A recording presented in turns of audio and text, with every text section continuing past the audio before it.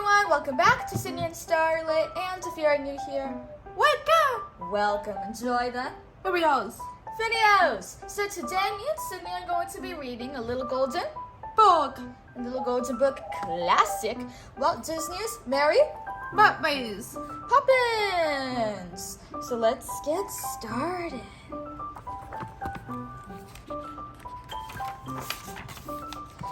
It was morning on Cherry Tree Lane. Admiral Boom had shut off his morning cannon to give the day a proper start. Miss Lark, in the biggest house on the lane, had sent her dog Andrew out for his morning stroll. Can you say stroll? Yolk. Stroll.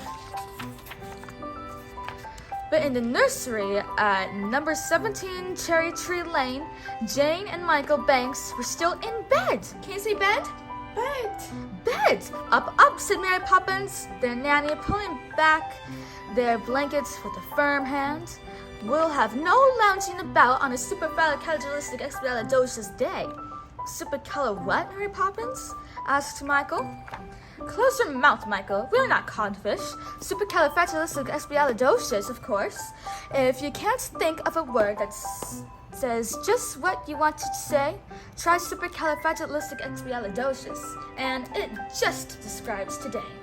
That got Jane and Michael up and dressed and breakfast in record time.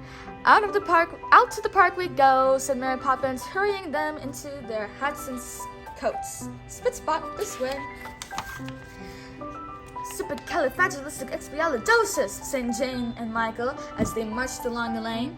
They almost bumped into Mary Poppins when she stopped to speak to Andrew, Miss Lark's little dog. Can you say dog? Dog. Yep, said Andrew. Slower, please, said Mary Poppins. I can't understand a word you say. Yep, said Andrew, slower. Again, said Mary Poppins. Yap, said Andrew. Yes, of course, Mary Poppins said. I'll go straight away, and thank you very much. Yap, said Andrew. Then, taking Jane and Michael by the hands, Mary Poppins started off the way Andrew had come. What did he say? Asked Jane. He said, you're welcome, said Mary Poppins. But what else did he say? Jane insists. I don't think he said anything at all, said Michael crossly. And I thought we were going for a walk in the park. There's been a change of plans, said Mary Poppins. Come along, please. Don't straggle. Can you say straggle? Strangle. She led them at a brisk pace down narrow, twisting streets they had never seen before. Then she stopped at the door of a small house. Rap went the parrot's head handle of Mary Poppins' umbrella. The door was opened by Mary's friend Bert. Can you say Bert? Bert. How is he? Mary Poppins asked. Bert shook his head. Never seen him like this, he said, and that's the truth. Mary Poppins led Jane and Michael inside the house. They found themselves in a large, cheerful room. In the center stood a table set for tea. Can you say tea? Deet. Not eat. Tea. Deet. Tea. Deet. Tea. Deet. There you go. Without the t at the end. Bless my soul! A voice rich with chuckles. Gurgled. A voice with rich chuckles. Is that Mary Poppins? I'm delighted to see you, my dear. Jane and Michael looked about. They could see no one else in the room. Uncle Albert, you promised not to go floating around again, she said. And she seemed to be speaking to the ceiling. Can you say ceiling? Say it. Ceiling. Jane and Michael looked up. There in the air sat Mary Poppins' Uncle Albert, chuckling merrily. Can you say merrily? Bye. Merrily. I know, my dear, said Uncle Albert, whipping a merry eye. I tried, really I did. But I do so enjoy laughing, you know. Herewith the chuckles bubbled up so that he bobbed against the ceiling. And the moment I start hee-hee, it's all up with me. To the children he whispered, It's laughing does that, you know. Jane and Michael were trying hard to be polite. They kept their faces straight. But the first laughter sparkled out of their eyes. Then it bubbled up to their throats. They began to chuckle. By this time, Bert was rolling about, shaking with laughter. As they watched, he rose into the air and soon was bobbing about beside Uncle Albert. Can you say Albert? Right. Albert. Good pronunciation. Michael's chuckle grew to a laugh, so did James's. Soon, they were simply filled with laughter. It bubbled out, and they felt lighter and lighter until their feet left the floor and they floated up to the ceiling. How nice, said Uncle Albert. I was hoping you turned up. Do make yourselves comfortable, my dears. I must say, you're a sight, the lot of you, said Mary Poppins, her arms folded in a way that Jane and Michael knew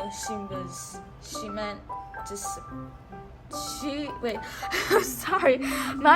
Michael knew meant she disapproved. Here we go.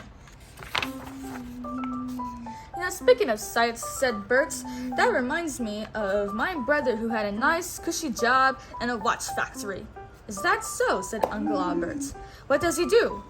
You know what he does? Gasped Bert, who was laughing so hard with scarcely speak. He stands about in the watch factory all day and makes faces. At that, all four of them roared with laughter that they turned somersaults in the air. Oh, Can you say somersaults? this sounds. Somersaults. I found a horseshoe today, said Bert, holding his sides. You know what that means? I certainly do, said Uncle Albert. It means that some poor horse is walking around in his stocking feet. Against the room rocked with laughter. Again, the room rocked with laughter. Oh my goodness, I need water. Give me water. Okay. Again, the room rocked with laughter. Only Mary Poppins looked stern. Most disgraceful thing I have ever seen, she snapped, or my name isn't Mary Poppins. Speaking of names, said Bert, I know a man with a wooden leg named Smith. Really? Torted, however you say that, Uncle Bert. What's the name of his other leg? More gusts of laughter. Now then, Jane, Michael, it's time for tea, said Mary Poppins. Finally, from below, I will not have my schedule disrupt. Oh, please stay, begged Uncle Albert. He pointed at the table on the floor. I have a splendid tea waiting for us. If you could manage to get the table to... With a rattle and bump, the table began to jerk. Then up it rose through the air, cups, cakes, teapots, and all. Oh, splendid, splendid. Thank you, my dear, said Uncle Albert. Then to Michael and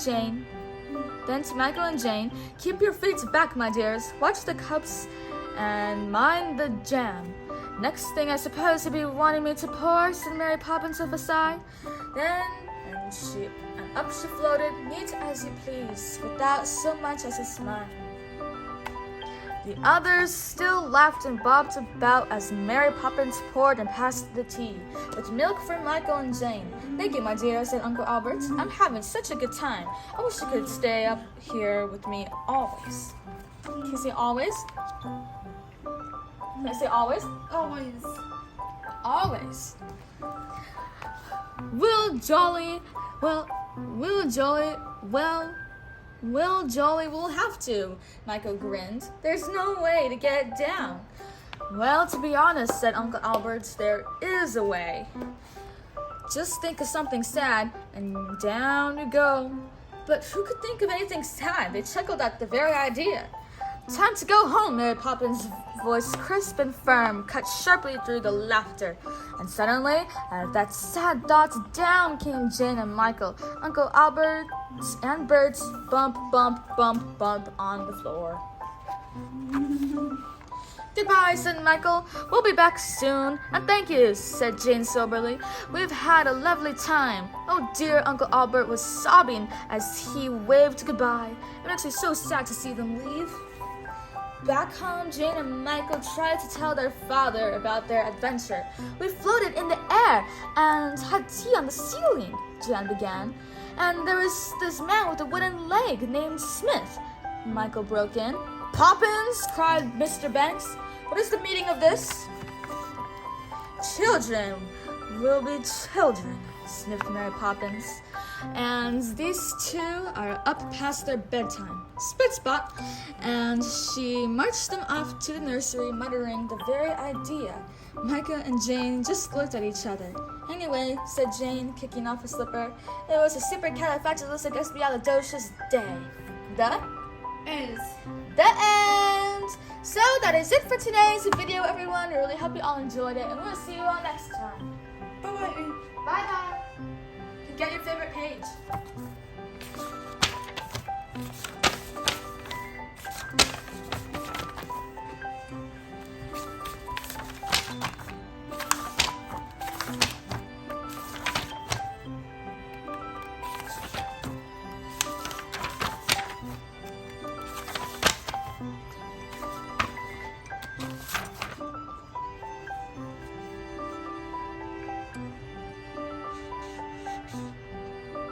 Supercalifragilisticexpialidocious, even though the sound of it is something quite atrocious. If you say it loud enough, you might even sound precocious. Supercalifragilisticexpialidocious.